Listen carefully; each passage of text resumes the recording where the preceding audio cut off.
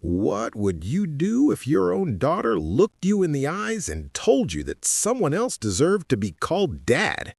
That the man who changed her diapers, paid for her braces, stayed up all night when she had nightmares wasn't enough? I'm John, and I'm about to tell you a story that'll make you question everything you know about family loyalty. This isn't just another divorce story. This is about betrayal, manipulation, and what happens when reality comes crashing down harder than anyone expected. Before we dive in, let me ask you something. Have you ever been replaced? Not at a job, not in a relationship, but in your own child's heart? If you have, you'll understand every single word I'm about to say. And if you haven't, buckle up because this story is gonna hit different. 5 years ago, my marriage fell apart. I'm a financial advisor by profession, which means I understand numbers, projections, and risk management. But there's no spreadsheet in the world that can prepare you for the risk of divorce when you have a daughter you die for. My ex-wife and I split when our daughter was 13. And let me be crystal clear about something right from the start. I wasn't a deadbeat dad. I wasn't the guy who disappeared. I wasn't the father who sent a birthday card once a year and called it parenting. I was there every single day. After the divorce, I had partial custody, but more importantly, I had complete financial responsibility. And I didn't just meet the bare minimum. I gave my daughter everything she needed and most of what she wanted. Private school? Check. Dance lessons? Covered. That expensive laptop for her graphics design hobby? Done. Summer camps with her friends? Absolutely. I'm not saying this to brag. I'm saying this because it matters. It matters when you understand what comes next. My daughter was my world. Every dollar I earned, every extra hour I worked, every financial decision I made, it all came back to one question. Is this good for my daughter? I thought I was building a foundation. I thought I was showing her what unconditional love looked like. I thought I was teaching her that no matter what happens between parents, a father's love doesn't come with terms and conditions. I was wrong. About 2 years after the divorce, my ex-wife started dating someone new. Let's call him Derek. Now, I want to be fair here.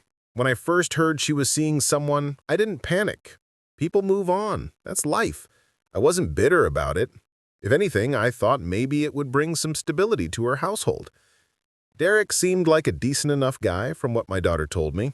He had a good job, treated my ex well, and didn't try to overstep boundaries with my daughter, at least not at first. But then they got married. And that's when everything changed. It started small, little comments my daughter would make. Derek said he'd take me to that concert if I wanted. Derek thinks I should try out for the volleyball team. Derek knows a lot about college applications. I didn't think much of it initially. A step-parent being involved, that's not automatically a bad thing, right? I told myself I should be mature about this. I should be glad my daughter had another positive male figure in her life. But then the comments got more pointed. Derek said I shouldn't have to go back and forth between houses so much. Mom and Derek think I should think about what I really want. And then came the conversation I'll never forget. My daughter was 15 by this point. We were grabbing dinner at her favorite burger place, just the two of us. She seemed nervous, picking at her fries instead of devouring them like usual.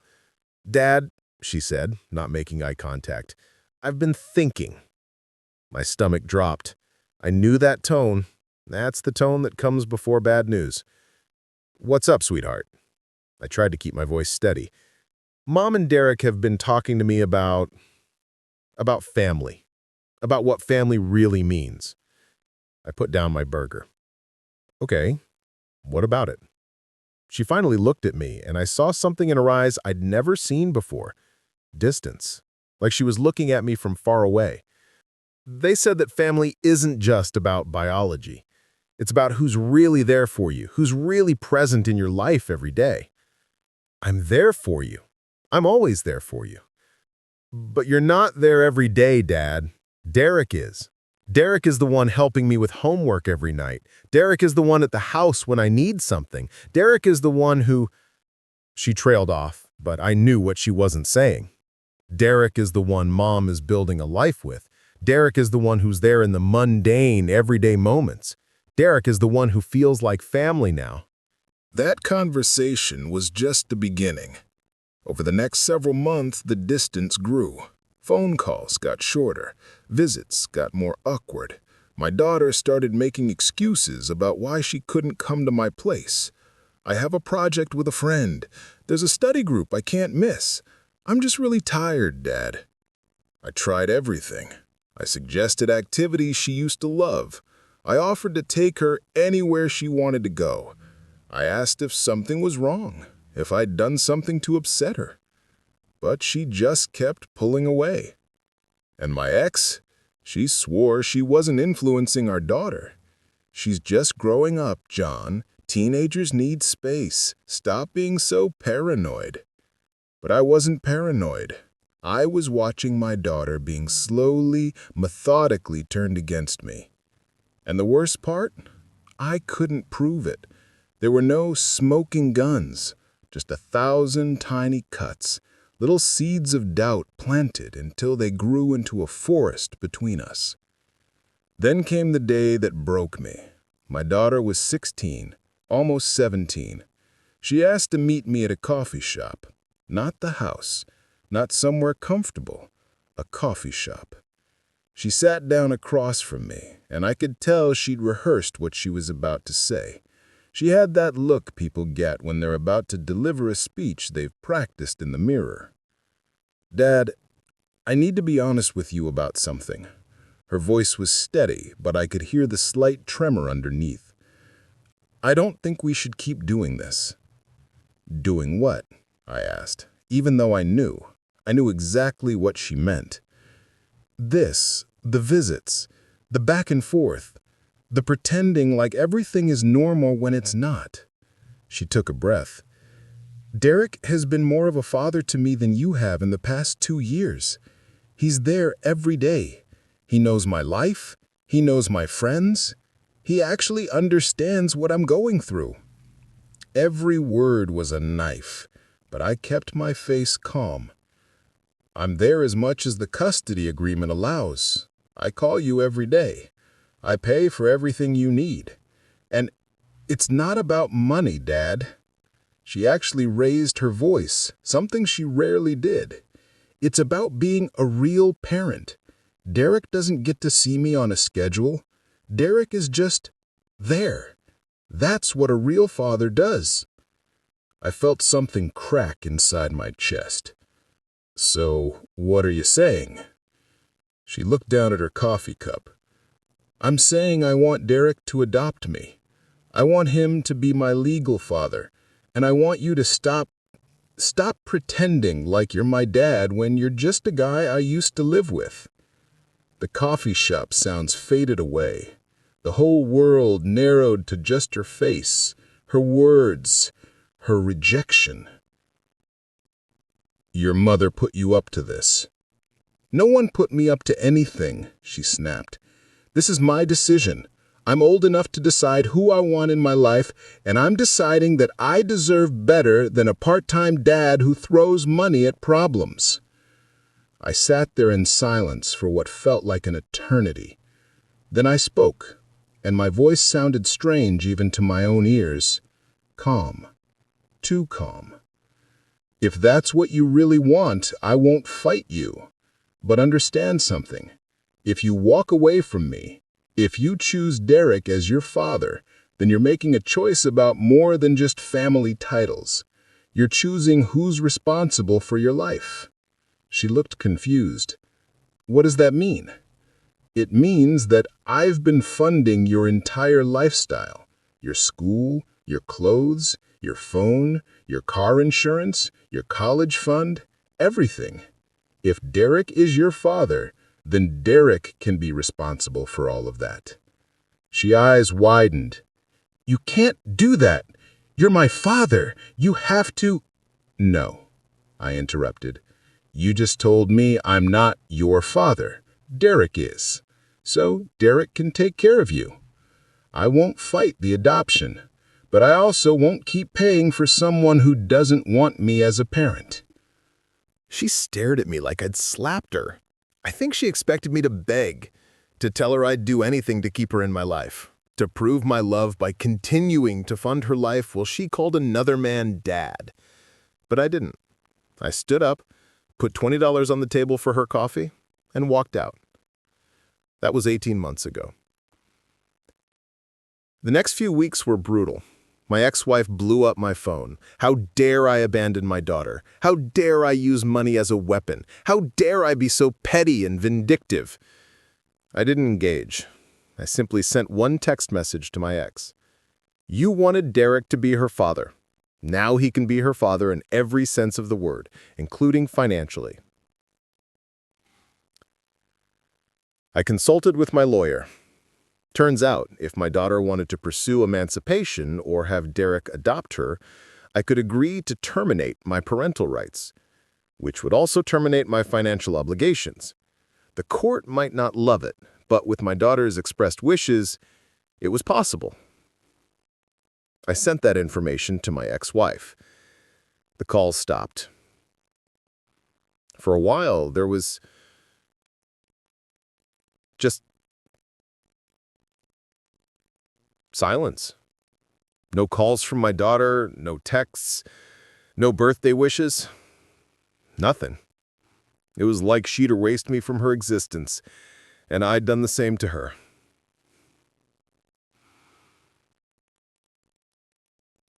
But I couldn't erase her from my heart. That's the thing about being a parent. Even when your kid breaks your heart, even when they choose someone else, even when they walk away, you still love them. You still think about them every day. You still wonder if they're okay. I just loved her from a distance now. A painful, silent distance. About 6 months after our last conversation, I heard through mutual friends that my daughter was struggling.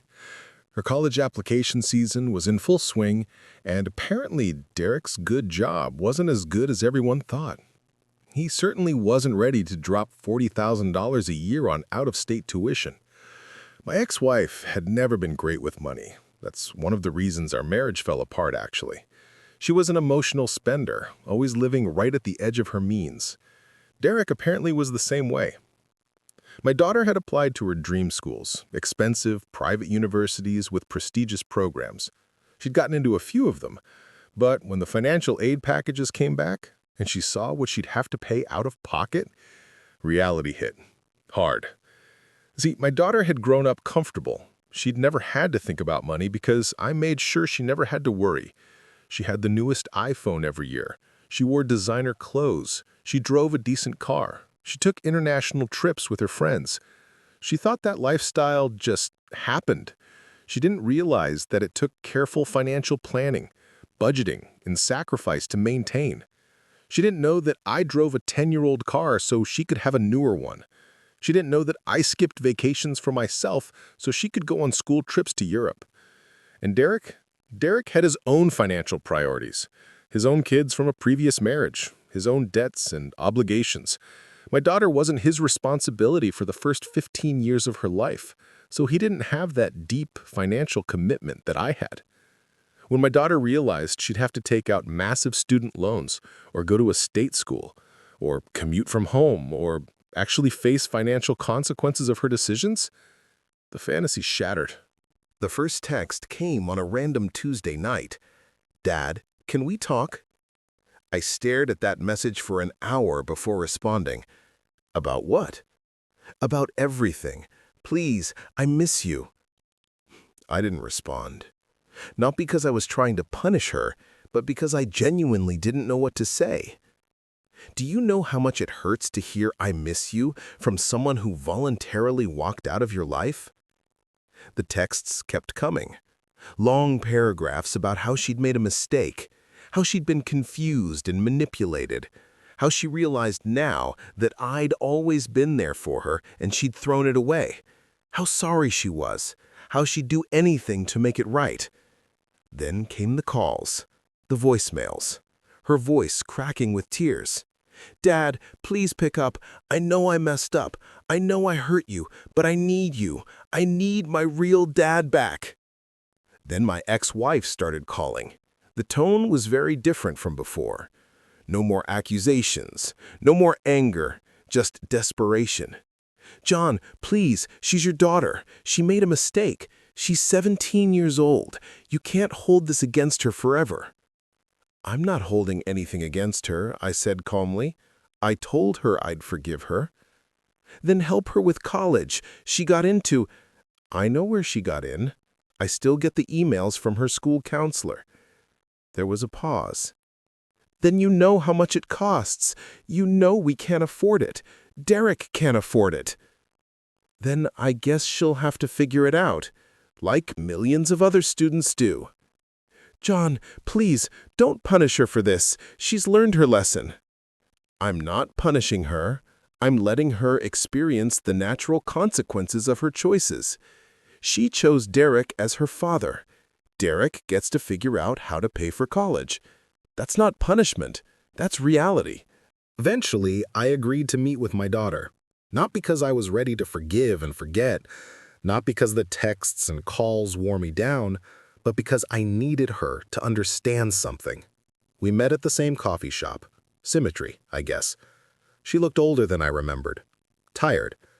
There were dark circles under her eyes, and she lost weight. She stood up when she saw me, like she wasn't sure if she should hug me or shake my hand or just sit down. I made the decision for her and sat down. "Dad," she started, and her eyes were already filling with tears. "I'm so sorry. I'm so sorry. I was stupid and naive, and I let Mom and Derek get in my head, and I—" "Stop," I said quietly. "I know you're sorry. Then you'll help me? With school? With—" "No." Her face crumbled. "But you said you know I'm sorry. You said—" "I said I know you're sorry, and I believe you. I forgive you for what you said, for walking away, for choosing Derek. I genuinely forgive you for all of it." She looked confused. "Then why won't you help me?" "Because forgiving someone doesn't mean erasing consequences. It doesn't mean going back to the way things were. It doesn't mean I'm going to fund your life after you told me I'm not your father." "But I didn't mean it. I was confused, and—" "It doesn't matter if you meant it," I interrupted. "You said it. You made your choice. And more importantly, you need to understand something about what you did." She was crying now, but I continued. "You didn't just hurt my feelings. You didn't just say mean words. You fundamentally changed our relationship. You taught me that your love and respect are conditional. They're based on what I provide, not who I am. And I can't go back to funding your lifestyle knowing that. Do you understand? But I love you. I really do love you, Dad. I know that now." "I believe you. But you love me now because you need me. You love me now because Derek can't give you what you want. What happens in 2 years when you're comfortable again? What happens when you don't need my money anymore? Do you stop loving me again? Do you find another reason to push me away?" She was shaking her head frantically. No, I would never—" "I already did," I said gently. "You already showed me that you're capable of it, and I can't put myself in that position again. I can't be your father only when it's convenient for you." Through her tears, my daughter started talking, and what came out was worse than I'd imagined. It wasn't just that Derek had been a good stepfather. It wasn't just that my ex-wife had made innocent comments about family. It was a deliberate, calculated campaign to replace me. My ex-wife had been bitter about the divorce, bitter that I was doing well financially while she struggled, bitter that my daughter clearly loved me, bitter that she couldn't control the narrative of our failed marriage because I refused to engage in drama. So she decided to rewrite history. She told my daughter that I'd abandoned them, that I'd chosen my career over family, that I'd never really wanted kids in the first place. None of it was true, But when you hear something enough times from someone you trust, Derek had gone along with it because he wanted my ex-wife happy. And maybe because he liked the idea of being the hero, the better father, the man who stepped up when the real dad failed. They'd encourage my daughter to compare us. Every time I couldn't make it to something because of work, it was evidence that I didn't care. Every time I had to say no to something expensive, it was proof that I didn't love her as much as Derek did. Every time I enforced a rule or provided discipline, it was painted as me being cruel, while Derek was understanding. It was death by 1,000 cuts. And my daughter, who was just a kid trying to navigate her parents' divorce, fell for it. "I'm so angry at her," my daughter sobbed, meaning her mother. "She ruined everything. She made me think you didn't care when you were the one taking care of me the whole time. She made me throw away the one parent who actually loved me unconditionally. And for what? So Derek could move in and take your place? It's sick. It's so sick." I felt a surge of protectiveness even after everything. "She's still your mother." "She's a manipulative liar," my daughter shouted, loud enough that other people in the coffee shop turned to look. "Derek is useless. He doesn't even help with anything anymore now that he knows he's not getting your money. He just works and plays video games. And Mom? She blames me for everything. Says I ruined her marriage to Derek because I'm too expensive. Says if I just kept my mouth shut and stayed away from you, everything would be fine. She's the worst mother in the world." My heart broke for her, not enough to give in, but enough to hurt. She'd been used as a pawn, manipulated by the people who were supposed to protect her, and now she was facing the consequences alone. "What they did was wrong," I said carefully, "but that doesn't change the fact that you made choices too. You chose to believe them. You chose not to ask me for my side of the story. You chose to cut me out of your life. Those were your decisions, even if you were influenced. I was a kid. You were old enough to know what you were doing. Old enough to know that what you said would hurt me. Old enough to be responsible for your choices." We talked for 3 hours that day. She apologized probably 100 times. She begged, pleaded, promised that things would be different. She told me she'd go to family therapy, she'd work to rebuild trust, she'd do whatever it took. And I believed her. I really did. But belief isn't enough. Trust isn't built on apologies. It's built on actions, time, and consistency. So, I told her the truth. "I love you. I will always love you. You're my daughter, and nothing will ever change that. But I can't go back to being your financial support system while you figure out if you actually want me in your life." "But I do want you. I swear I do." "Then prove it without my money being involved. Get a job, apply for scholarships, take out reasonable loans, go to community college for 2 years and transfer. Do what millions of other students do when their parents can't or won't pay for expensive schools." "But you can pay. You have the money. You're just being cruel." "No," I said firmly. "I'm being a parent, a real parent. Real parents don't rescue their kids from every consequence. Real parents let their children learn from their mistakes. Real parents teach their kids that actions have outcomes, that words matter, that relationships are built on respect, not transactions." She stared at me with a mixture of anger and devastation. "So that's it? You're just going to abandon me like you said you never would?" "I'm not abandoning you. My door is always open for a relationship, for coffee, for phone calls, for advice, for emotional support. I'll be here if you need someone to talk to about your life, your struggles, your victories. But I won't be your ATM. I won't be the person you call only when you need money." "That's not fair." "Life isn't fair," I said, and I felt 1,000 years old saying it. "You taught me that when you chose Derek. Now I'm teaching you that actions have consequences. Maybe that's the most valuable lesson I can give you right now." That was 6 months ago.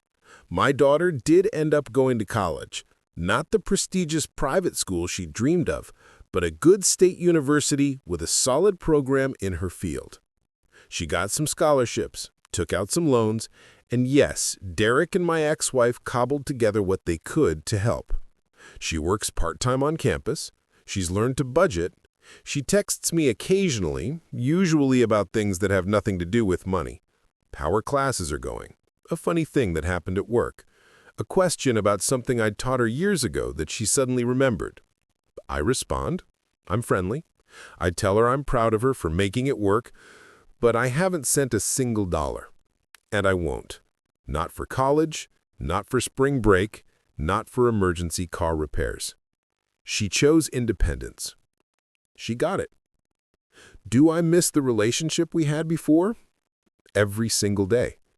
Do I wish things had gone differently? Of course. Do I regret my decision to cut off financial support? Not even a little bit. Because here's what I learned from all of this.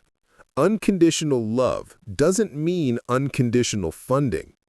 Being a parent doesn't mean being a wallet with legs.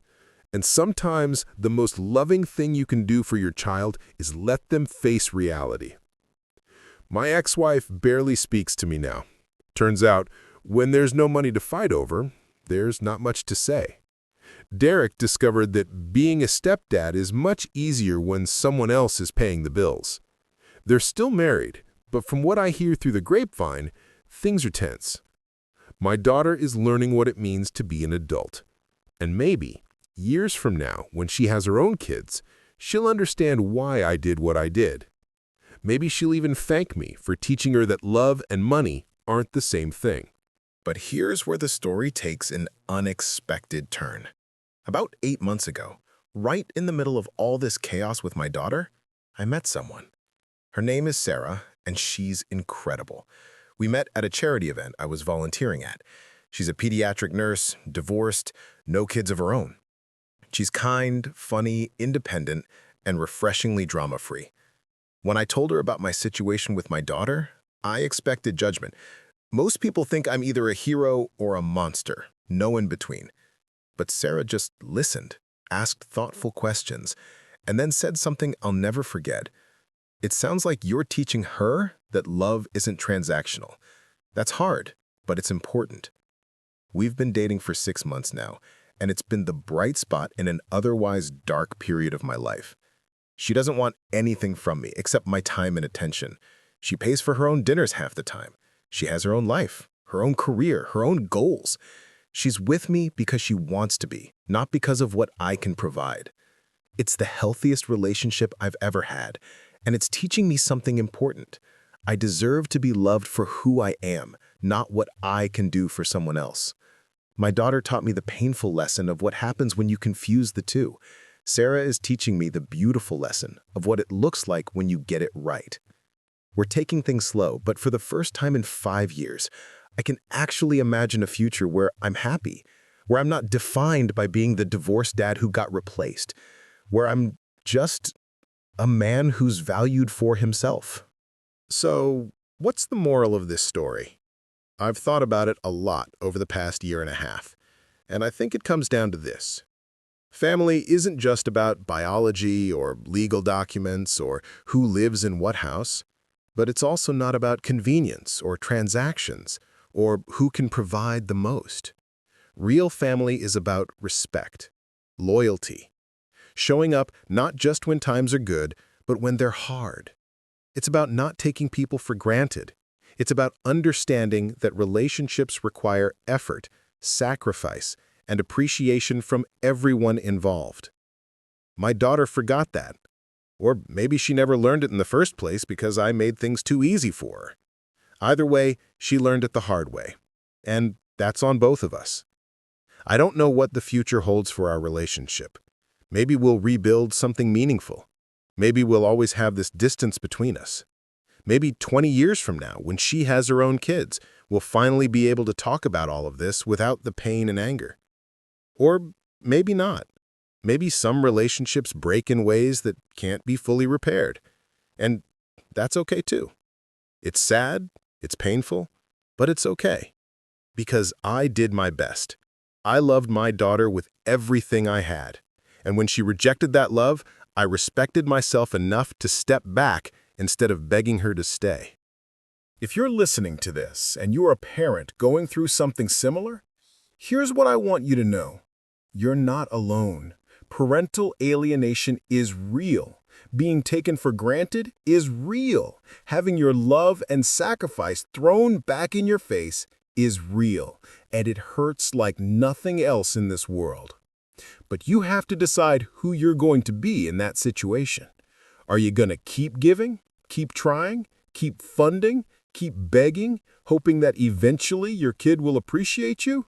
Or are you going to set boundaries, demand respect, and teach them that love is a two-way street?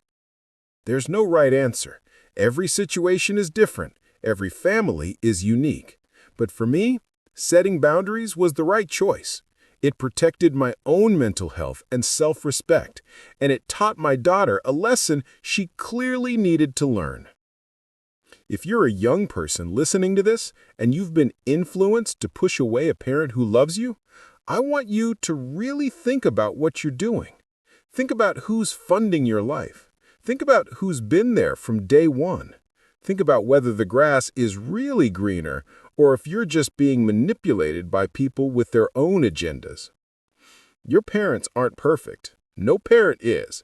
But if you have a parent who's trying, who's present, who's sacrificing for you, don't throw that away because someone else tells you to. You might not realize what you had until it's gone. These days, I'm in a good place. Better than I've been in years, actually. Work is going well. Sarah and I are talking about moving in together next year. I've started traveling again, doing things for myself that I put on hold for so long while I was focused on being a dad. I still think about my daughter every day. I still love her. I still hope she's okay. But I've accepted that our relationship is what it is right now, and that's something she has to choose to fix, not me. I've extended the olive branch. The rest is up to her. And you know what? I'm okay with that, because I know my worth now. I know that I was a good father. I know that I did everything I could. And I know that sometimes, despite your best efforts, things don't work out the way you hoped. But that doesn't mean your story is over. It just means you're starting a new chapter. And for me, this new chapter includes a woman who sees me, truly sees me, and likes what she sees. It includes freedom from the constant worry about whether I'm doing enough for a child who doesn't appreciate it. It includes rediscovering who I am beyond just being dad. Someone asked me recently if I have any regrets. And honestly, a few. I regret that my daughter had to learn this lesson so painfully. I regret that my marriage fell apart and created the situation where she could be manipulated in the first place. I regret that I didn't see the signs earlier and address them before things got so bad. But I don't regret cutting off financial support. I don't regret standing firm on my boundaries. And I don't regret refusing to be treated like an ATM. Because here's the thing. If I had just given in, if I had kept paying for everything while she called Derek dad, what would that have taught her? It would have taught her that people will accept whatever treatment she dishes out as long as she cries hard enough afterward. It would have taught her that apologies are magic words that erase consequences. It would have taught her that she can have her cake and eat it too. That's not preparing her for the real world. The real world doesn't care how sorry you are. The real world has consequences. Employers fire you if you don't show up. Landlords evict you if you don't pay rent. Friends leave if you treat them poorly. That's reality. And as much as it hurt to do it, I taught my daughter that reality. I taught her that relationships require respect from both sides. I taught her that you can't have the benefits of something without the responsibilities. I taught her that sometimes sorry isn't enough. That's hard love. That's painful love. But it's real love. And maybe someday she'll understand that. If there's one thing I want you to take away from this story, it's this: know your worth. Whether you're a parent, a child, a partner, a friend, know your worth. Don't let people treat you like you're disposable. Don't let people take your love, your sacrifice, your effort for granted. Don't let people use you and then discard you when someone shinier comes along. Set boundaries, demand respect, and understand that loving someone doesn't mean letting them walk all over you. It's a hard lesson. Trust me, I know. It would have been so much easier to just keep writing checks, to just accept my daughter's apology and go back to the way things were, to just swallow my hurt and pretend everything was fine. But easy isn't always right, and right isn't always easy. I chose right. I chose self-respect. I chose to teach my daughter that actions have consequences, even when those consequences break my heart to enforce. And now I'm building a new life, a life where I'm appreciated, not just utilized, a life where love flows both ways, a life where I'm more than just a bank account with feelings. Do I hope my daughter and I can rebuild our relationship someday? Absolutely. I pray for it. I dream about it. I imagine what it would be like to have her back in my life in a real, meaningful way. But I'm not holding my breath. And I'm not putting my life on hold, waiting for it to happen. Because I deserve to be happy now, not just in some hypothetical future where my daughter finally appreciates me. Sarah deserves a partner who's fully present, not constantly distracted by the daughter who walked away. My friends deserve my time and attention. I deserve to invest in my own life, my own happiness, my own future. That's not selfish. That's survival. That's healing. That's growth. And maybe the best gift I can give my daughter is showing her what it looks like to respect yourself enough to move on. Maybe she needs to see that the world doesn't stop spinning just because she decided I wasn't good enough. Maybe she needs to understand that people have limits, even parents who love unconditionally. Life is complicated. Family is complicated. Love is complicated. There are no easy answers, no perfect solutions, no guarantees that doing the right thing will lead to a happy ending. But you still have to try. You still have to stand up for yourself. You still have to teach the lessons that need to be taught, even when it costs you something precious. My daughter cost me a lot. She cost me my peace of mind, my trust, my belief that parental love is always enough. But she also taught me something valuable.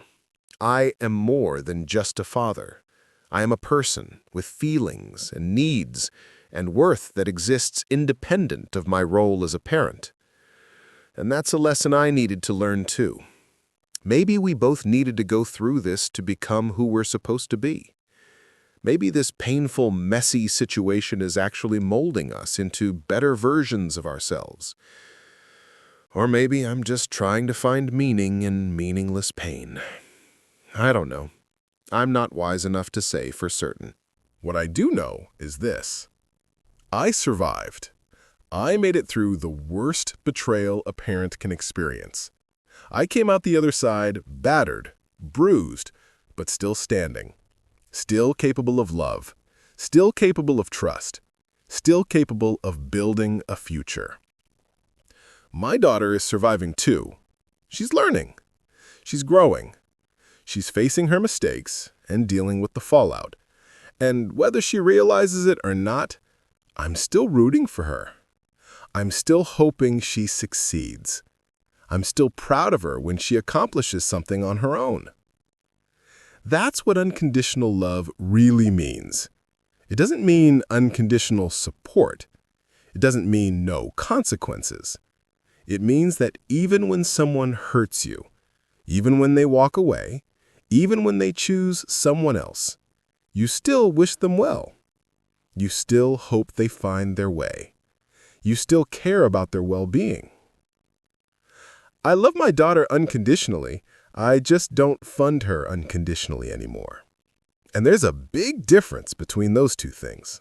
So to everyone listening, whether you're dealing with a difficult family situation, a betrayal, a relationship that's fallen apart, here's my advice. First, feel your feelings. Don't suppress them. Don't pretend you're okay when you're not. I spent months angry, hurt, devastated. That was necessary. That was part of the process. Second, set your boundaries and stick to them. Don't let people guilt you into compromising your self-respect. Don't let crying or apologies automatically erase consequences. Real change takes time and consistent action, not just words. Third, invest in yourself.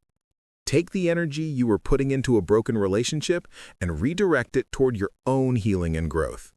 For me, that meant therapy, new hobbies, and eventually opening myself up to dating again. Fourth, accept that you can't control other people. You can only control yourself. I can't make my daughter appreciate me. I can't force her to respect me.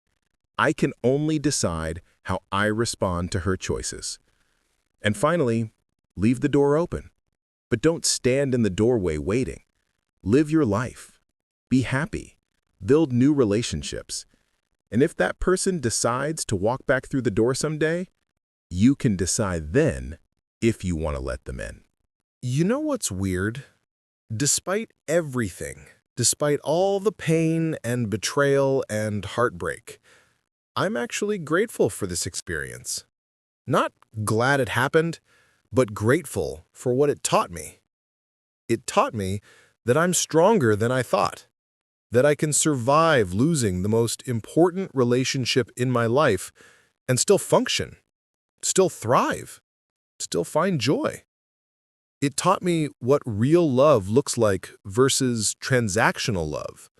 Sarah has shown me a kind of relationship I never knew was possible, where two people just genuinely enjoy each other without keeping score. It taught me that sometimes the hardest thing and the right thing are the same thing.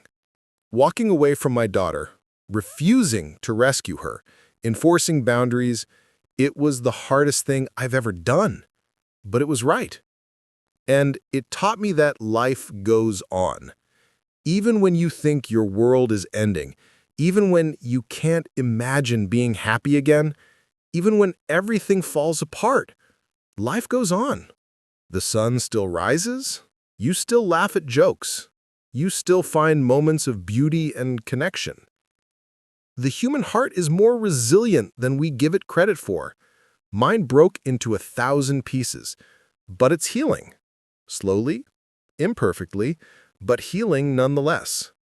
As for what's next, Sarah and I are planning a trip to Italy next spring. Something I've always wanted to do, but never made time for when I was focused solely on being a dad. We're talking about the future, about what we want from life, about building something together.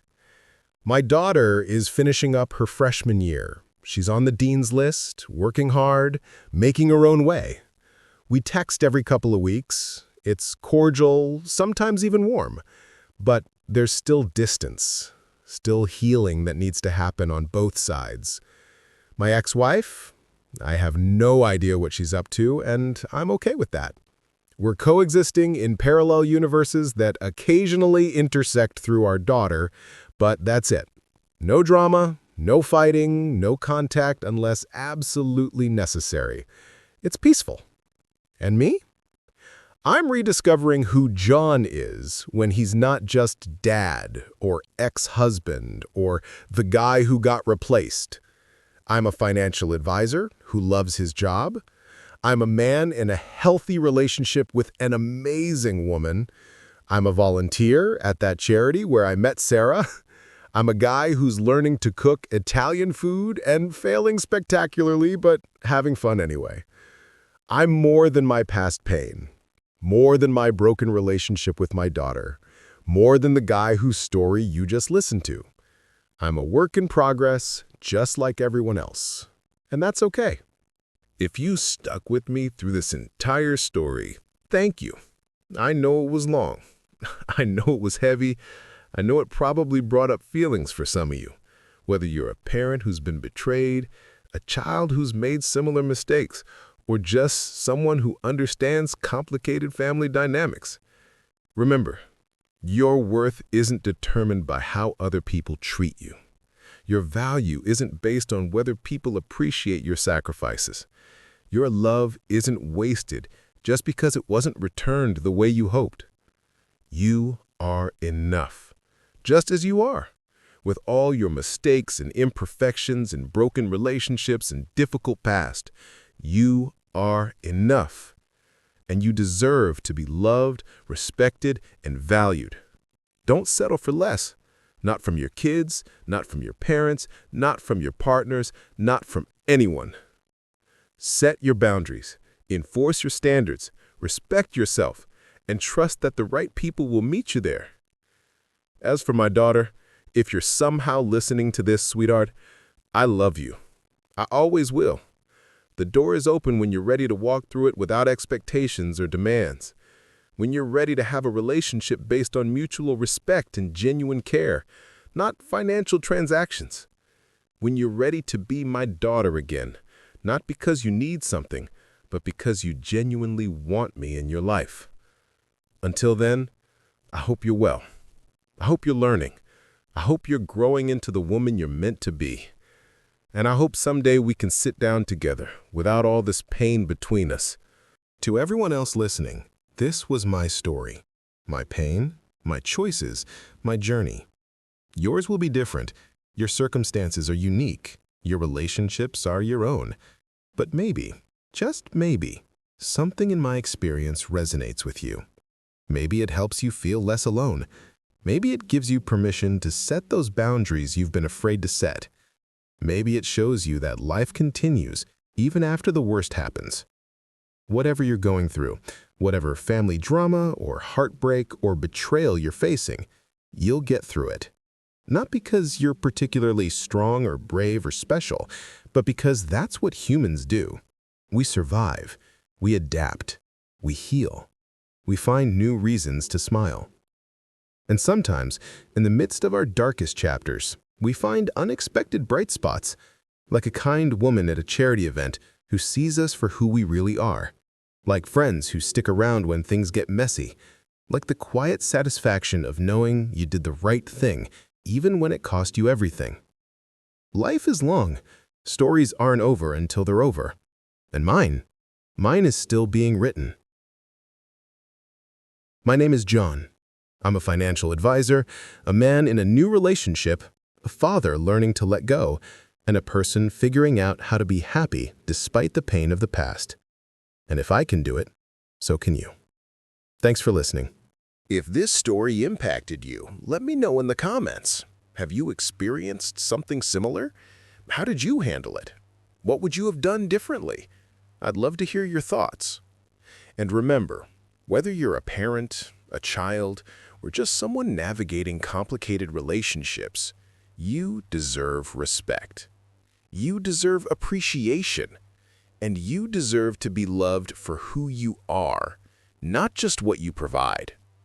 Take care of yourselves out there. Set those boundaries. Respect yourselves. And don't be afraid to start new chapters, even when the old ones ended badly. Until next time.